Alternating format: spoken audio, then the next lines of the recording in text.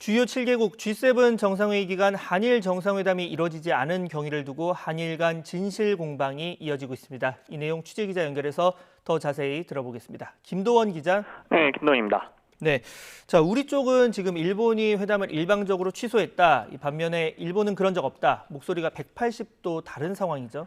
그렇습니다. 양쪽 설명이 엇갈리는데요. 실무 차원에서 한일 약식 정상회담에 잠정 합의를 이뤘던 건 분명한 사실이라는 게 우리 외교부 입장입니다.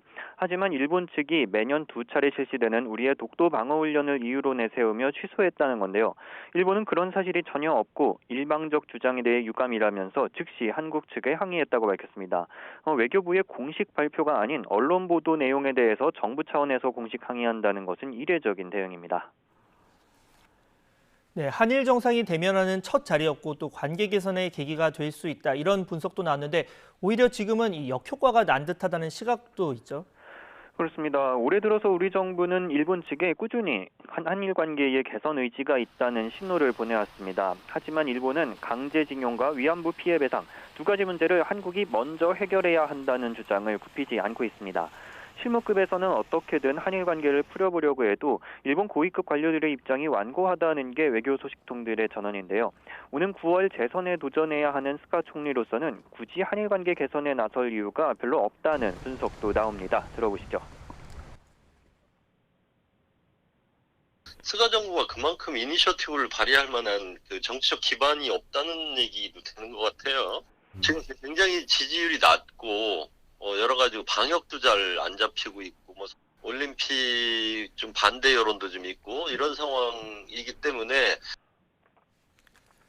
네, 도쿄올림픽 이제 한 달 조금 넘게 남았는데요. 이 한일 관계 전환점이 될 수 있다는 전망도 있었지만 지금 분위기에선 쉽지 않아 보인다고요?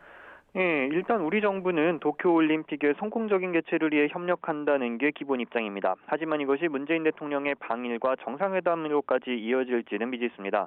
일본이 역사 문제 해결을 정상회담의 전제로 내건 상황에서 의미 있는 만남이 이뤄질 수 있을지는 불투명한 상황이고요. 또 일각에서는 올림픽이 예정대로 열릴 수 있긴 한 거냐는 회의적인 시각도 있습니다. 한일 양국이 문 대통령의 일본 방문을 조율하고 있다는 일본 언론의 보도도 있었지만 일본 정부 대변인인 가토 관방장관은 그런 사실이 없다고 부인했습니다. 네, 앞서 일본이 문제 삼았던 독도 방어훈련 상황도 보겠습니다. 오늘 예정대로 진행되고 있다고요? 네, 올해 첫 동해 영토수 훈련이 오늘 비공개로 실시되고 있습니다. 기간은 오늘 하루이고 해군과 공군, 해경 등이 투입되며 상륙부대인 해병대는 참여하지 않는 것으로 알려졌습니다. 지난해 하반기에 있었던 훈련은 코로나19 상황 등을 감안해 다소 축소된 규모로 이뤄졌지만 올해는 예년 수준으로 정상 시행하고 있는 겁니다. 다만 코로나19 상황이 여전한 만큼 입도 훈련은 없이 해상과 비접촉 훈련 위주로 진행되고 있습니다. 군 관계자는 이번 훈련은 매년 정례적으로 시행하는 것으로 우리 영토와 국민, 재산에 대한 위협에 대응하기 위한 거라고 강조했습니다. 지금까지 외교부에서 YTN 김도원입니다.